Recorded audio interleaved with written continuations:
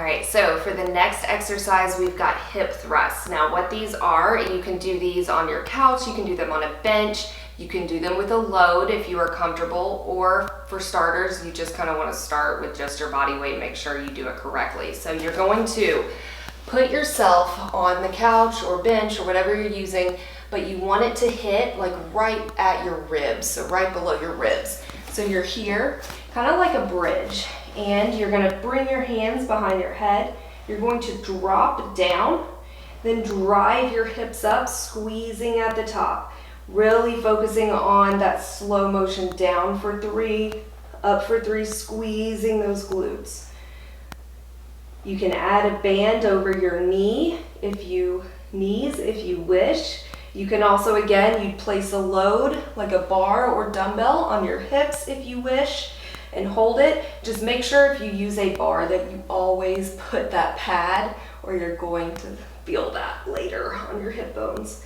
But just drive down, come up, and again, ribs and hips angled towards one another. You keep that gaze forward, drop it down and up. So it's all through the hips. All right, so next are lunges. Now you have some options with these. You can either do ones where you're stationary or reverse. You can do where you're holding 2 dumbbells at your side. You can hold a goblet style, so holding a kettlebell like you did with the squats up, or you can just do body weight, whatever makes you feel most comfortable and challenging for you today. Don't compare yourself to anybody else. What's challenging for you today? So the most important thing with lunges is you want to make sure that you are standing hip width apart. Then you're going to slide 1 foot back, staying hip width apart, and then you drop it down. All of that weight is in this front leg.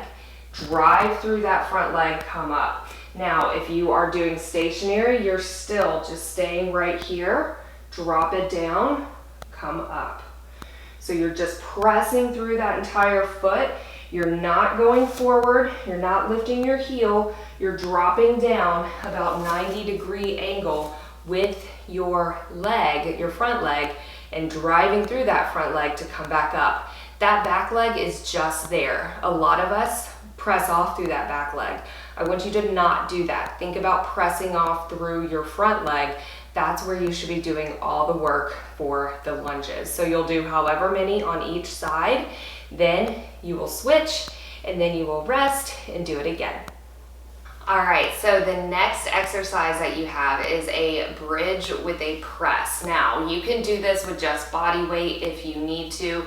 You can do this with a band if you want. You can loop it over your hands, come down and up, or use a dumbbell, which is preferred.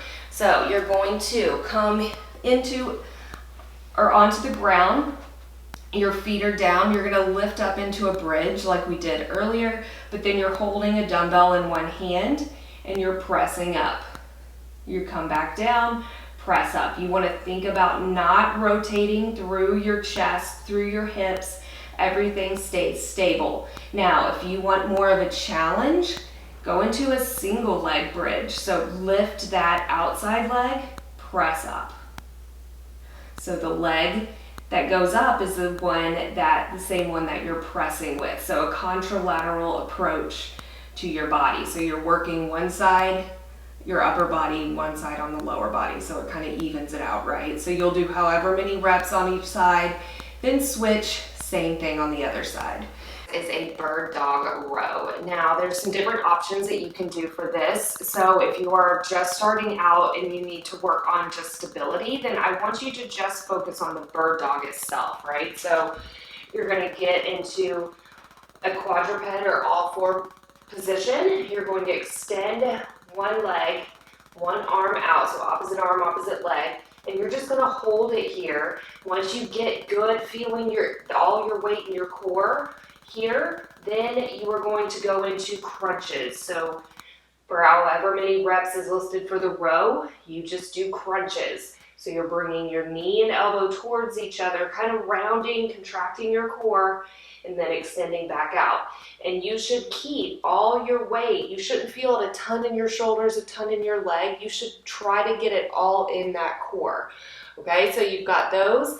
Then after that,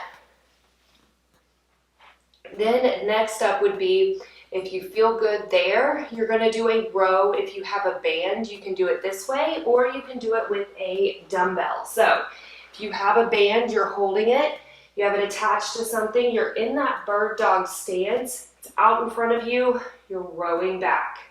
So you're just maintaining that bird dog, but you're just rowing with your upper body with the band. So if you are more advanced, then you can do this, opt for this version. So you want to get into a bird dog on an elevated surface like a bench. You're going to extend the opposite leg. The other hand is staying down. You're holding a dumbbell with the other hand, and then you're just rowing up. Now, something to think about is trying not to worry about first raising that back leg up, because if you do, as you just saw, you're going to fall.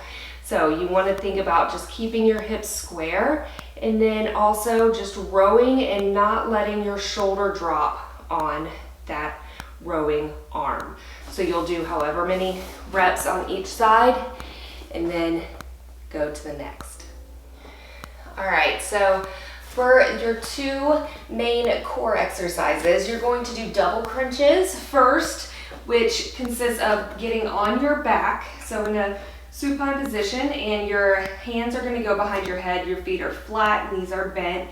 You're just crunching up, bringing your knees and elbows towards one another, and then coming back down.